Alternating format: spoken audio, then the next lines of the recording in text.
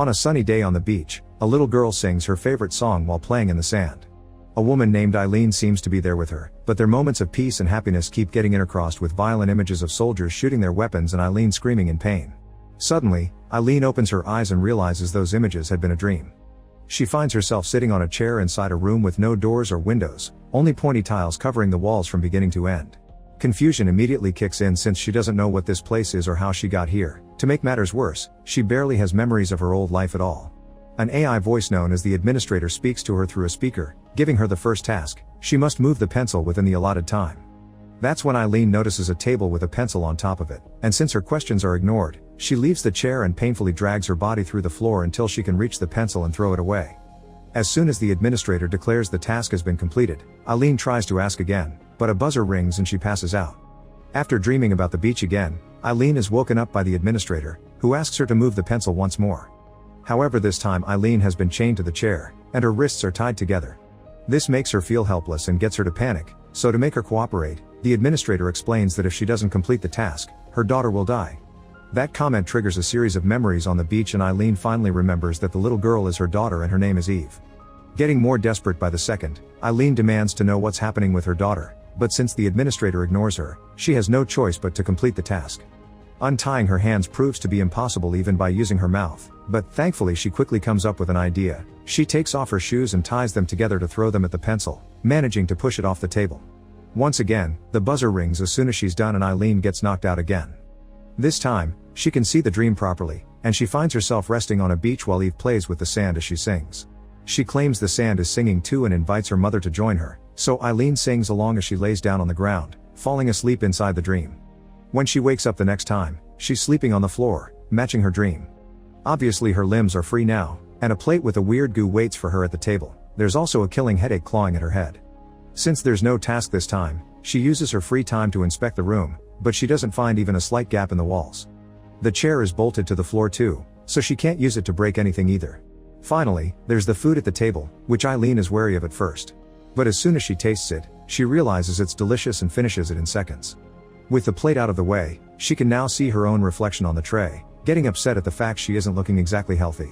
The distress is too much to deal with and Eileen moves back to the chair into a fetal position, but as she touches her hair, things get worse. There's a scar on her head that she doesn't know where it comes from.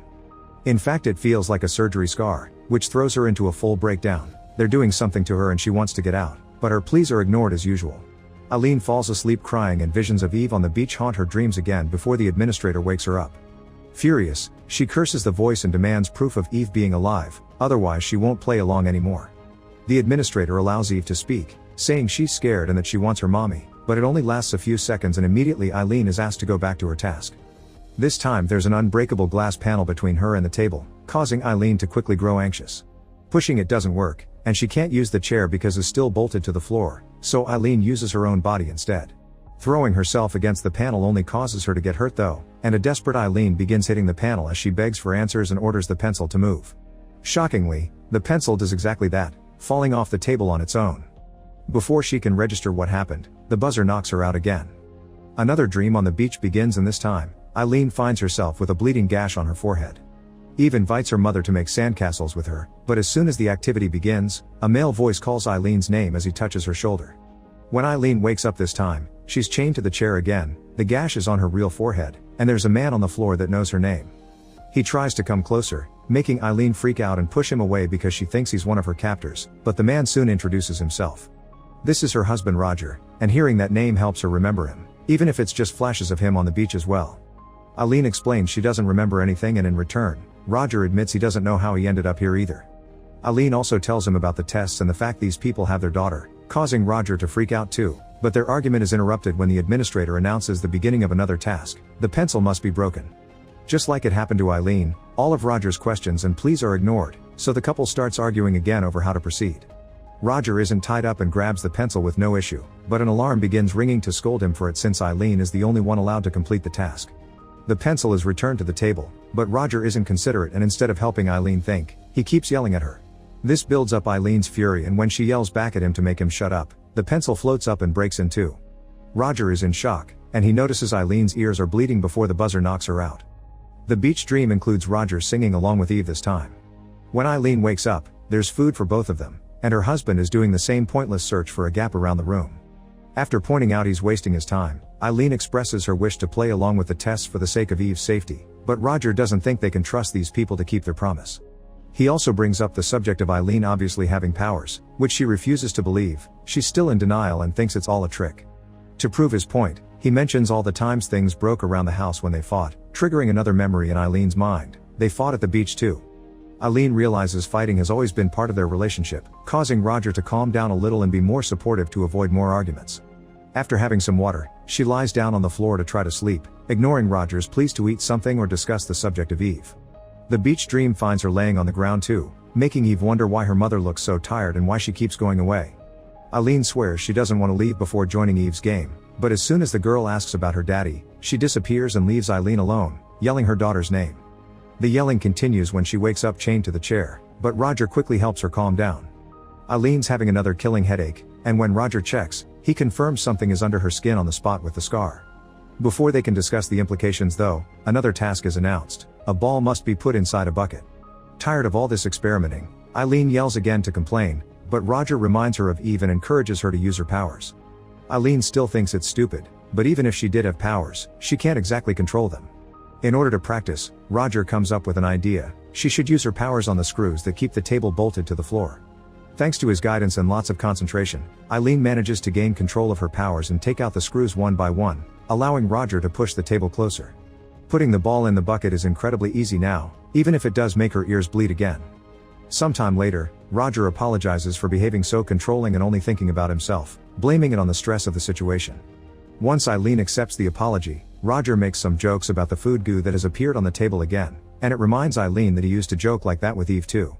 This brings back another memory of the beach. It turns out they took Eve there for her birthday because she loved the beach, yet Roger spent most of the time sleeping instead of playing with his daughter. Trying to avoid another argument, Eileen doesn't mention this last fact, and Roger comes to the conclusion that whatever they put in her head must be blocking it all out. From then on, the couple drops all complaints and follows the tasks to avoid trouble.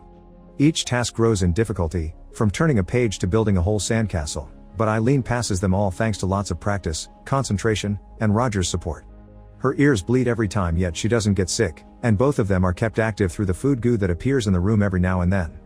Things become really tense again when the next task involves putting together a gun.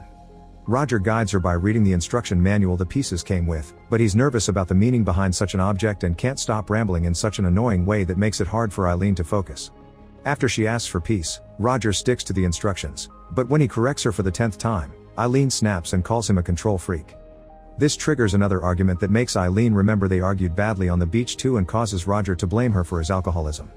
He realizes what he said as soon as the words leave his mouth and tries to apologize, but Eileen won't take it. This happened a lot in the past. He would freak out and insult her to then promise to never do it again, yet that promise was never kept. Finally snapping with anger, Eileen finishes putting the gun together and shoots it, only managing to stop the bullet right before it hits her husband because he desperately reminds her they need to save Eve. As usual, the buzzer rings and Eileen passes out to visit the beach dream. Eve is halfway done with her sandcastle yet she thinks they'll never finish without her daddy's help. And when Roger does come closer he ends up destroying her progress. He claims it was an accident, but judging his expression, Eileen can't bring herself to believe him. When she wakes up again, Eileen doesn't speak or move, she stays on her chair while staring into space. It isn't until Roger touches her that she reacts and admits she's cold, thus Roger gives her his jacket and finally convinces her to eat something. To improve her mood a little, Roger tries to plan all the fun things they'll do with Eve once they reunite, prompting Eileen to ask for stories about their relationship since she can't force her memories to come back. Eileen had been studying to be a physics teacher and Roger had been a singer in a rock band, but he quit and got a real job when Eve was born. Hearing these anecdotes makes Eileen laugh after a long time of not doing so, and both of them apologize for all the arguments they've been having. When Eileen grabs the water to have a sip, she heats it up by just thinking she wanted something warm, showing she still has a lot to learn about her powers. Then she rests her head on Roger's lap and before falling asleep, she apologizes for something, but she isn't sure what for. Her family isn't in the beach dream this time, but there's something weird buried in the sand. As Eileen starts digging, she finds Roger's ring finger and Eve's sandal, but before she can understand what's happening, she falls back as the sand begins burying her too. It's at that moment that she wakes up and finds the terrifying next task. She must save Roger, who has been locked inside a booth that is slowly being filled with sand. Using her powers should make this easy, but Eileen can't manage to concentrate between her panic and the fact strange images from the beach keep flashing in her mind. She can't tell what they are, but they feel disturbing. Hitting the glass with their fists does nothing, and using the chair that Eileen unscrews with her powers doesn't do anything either, so she can only apologize in tears as she watches her husband meet his end under the sand. Eileen isn't even allowed to grieve or have a breakdown because soon the administrator begins repeating the message of failure over and over, driving Eileen crazy and making her break the speaker. As more memories of the beach flash in her mind and show her screaming there too, a door finally opens in the room and a group of soldiers comes inside to take her away. After everything that happened though, there's no more cooperation from Eileen. She has finally snapped and is ready to find her daughter no matter what it takes. Using her powers, Eileen kills all the soldiers, alternating between quick deaths and slowly making them suffer. When she leaves the room, she finds a sign indicating there have been 298 tests and the last one is still considered to be in progress. The scientists that supposedly had been behind the computers are gone, but more soldiers keep coming, this time shooting at her without hesitation. Their bullets are useless though. Eileen's control of her powers is now perfect and stops every shot before killing every soldier while showing no mercy at all. Afterward, she uses a soldier's eye to activate the elevator, which takes her to the floor with test 297, considered complete. This place is absolutely empty, so Eileen takes the elevator again to reach the floor with test 296, which was also complete. Here, she also finds 3 weird blue doors and most surprisingly, Roger is there too, crouching on the floor while mumbling "They're all like me" in a state of shock. When Eileen asks him what he means, Roger points at the door called spares, where Eileen is also disturbed by the contents. Inside dozens of body bags there are Roger clones ready to use for the next experiment. The Roger outside goes away while Eileen checks the supplies and materials doors, which are filled with all the props they've been using in the tasks. At that moment, more soldiers arrive, and Eileen uses her powers to make them kill each other. She also takes off their masks to reveal they're all clones wearing the same face, a fact the soldiers themselves weren't aware of. Next, Eileen crosses the elevator doors again, but this time she enters an empty room that stays with only one light turning on right above Eileen. This light comes from the administrator, who informs her that the test cycle has concluded. If she's been successful, Eileen thinks she should get her daughter back, but the administrator quickly tells her that's not possible because Eve is gone. Since Eileen refuses to believe it, the administrator disables the memory blocker and Eileen finally learns what happened that day on the beach. Eve played all day with her mother, but Roger stayed back napping, and when they were about to leave, Eileen discovered his bottle had alcohol in it. This triggered an argument that ended with Roger slapping Eileen, which in return triggered her powers. Eileen had been so out of control in her scream that without meaning to she ended up killing both her husband and her daughter in one go. The voice Eileen had heard in the room had been a recreation made by a computer, and now the administrator wants to send Eileen to reconditioning to wipe her mind again. Realizing her memories and dreams are the only thing keeping Eve somehow alive, Eileen refuses to enter reconditioning and offers a deal. She wants to go through testing again. Since the facility's only functions are testing and reconditioning, the administrator accepts and Eileen falls asleep as she sees herself on the beach with Eve, singing along to her favorite song. Moments later, she wakes up in the test room again, not remembering a single thing and back on the first task, to move a pencil. Make sure to subscribe and turn on notifications so you can watch more videos like this. Thanks for watching.